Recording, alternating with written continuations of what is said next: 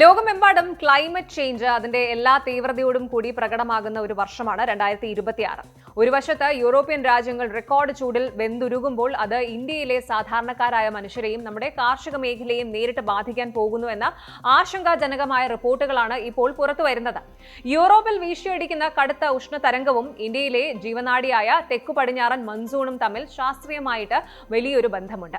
യൂറോപ്പിലെ അന്തരീക്ഷത്തിൽ ഉണ്ടാകുന്ന മാറ്റങ്ങൾ ഇന്ത്യൻ സമുദ്രത്തിലെ കാറ്റിന്റെ ഗതിയെ എങ്ങനെ മാറ്റുന്നു എന്നും ഈ വർഷത്തെ മൺസൂൺ മഴയെ ഇത് എങ്ങനെ ബാധിക്കുന്നു എന്നും നമുക്കൊന്ന് പരിശോധിക്കാം. ആദ്യമായിട്ട് ആയിരക്കണക്കിന് കിലോമീറ്ററുകൾ അകലെയുള്ള യൂറോപ്പും ഇന്ത്യയും തമ്മിൽ കാലാവസ്ഥാപരമായി എങ്ങനെയാണ് കണക്ട് ചെയ്തിരിക്കുന്നത് എന്ന് നോക്കാം.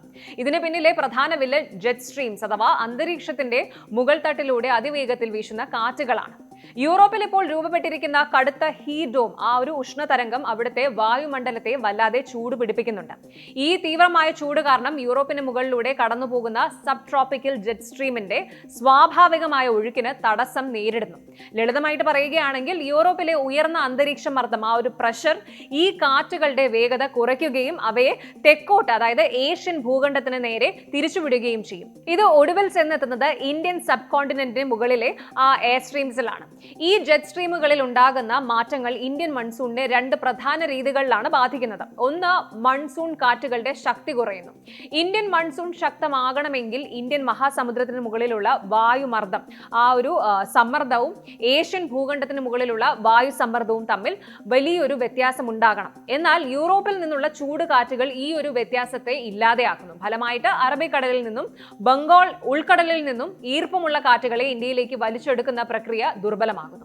ഇനി രണ്ടാമത്തെ കാരണം എന്ന് പറയുന്നത് മഴയുടെ വിതരണത്തിലെ ഒരു ഇംബാലൻസ് ആണ്. ഇത് മഴ പൂർണ്ണമായിട്ടും ഇല്ലാതാക്കില്ലെങ്കിലും മൺസൂണിന്റെ ആ ഒരു കാലയളവിൽ മൺസൂൺ ബ്രേക്സ് ഉണ്ടാകാൻ കാരണമാകും. അതായത് ആഴ്ചകളോളം മഴ പെയ്യാതിരിക്കുകയും പിന്നീട് പെയ്യുമ്പോൾ ഒരു ക്ലൗഡ് ബേസ്റ്റ് പോലുള്ള അതിതീവ്ര മഴയായി പെയ്ത് പ്രളയം ഉണ്ടാക്കുകയും ചെയ്യുന്ന അപകടകരമായ അവസ്ഥയാണിത്.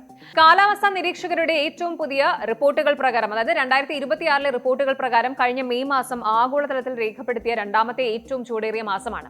ഇതേ തുടർന്ന് ജൂൺ അവസാനത്തോടെ ഡൽഹിയിൽ അന്തരീക്ഷ ഈർപ്പം ഉയർന്നതുമൂലം മനുഷ്യ ശരീരത്തിന് താങ്ങാനാകാത്ത റിയൽ ഫീൽ താപനില 51 ഡിഗ്രി സെൽഷ്യസ് വരെ എത്തിയിരുന്നു.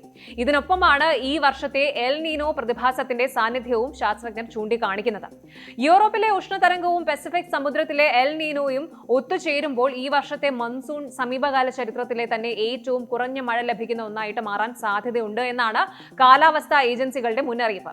ഇത് രാജ്യത്തെ ജലസംഭരണികളിലെ ജലനിരപ്പ് കുറയ്ക്കാനും കാർഷിക ഉൽപാദനത്തെ ബാധിക്കാനും ഇടയുണ്ട്. ഭൂമിയുടെ ഒരു കോണിൽ ഉണ്ടാകുന്ന ചെറിയൊരു കാലാവസ്ഥാ വ്യതിയാനം പോലും ലോകത്തിന്റെ മറ്റൊരു കോണിലുള്ള കോടിക്കണക്കിന് മനുഷ്യരുടെ ജീവിതത്തെ എങ്ങനെ ബാധിക്കുന്നു എന്നതിന്റെ വ്യക്തമായ തെളിവാണ് യൂറോപ്പ് ഹീറ്റ് വേവും ഇന്ത്യൻ മൺസൂണും തമ്മിലുള്ള ഈ ഒരു ബന്ധം. ഗ്ലോബൽ വാർമിംഗ് ഇനി വരാൻ പോകുന്ന ഒരു ഭീഷണിയല്ല, നമ്മളിപ്പോൾ അനുഭവിച്ചുകൊണ്ടിരിക്കുന്ന യാഥാർത്ഥ്യമാണ് എന്ന് നാം തിരിച്ചറിയണം. കൂടുതൽ വാർത്തകൾക്ക് news 18 Keralam YouTube channel subscribe ചെയ്യുക.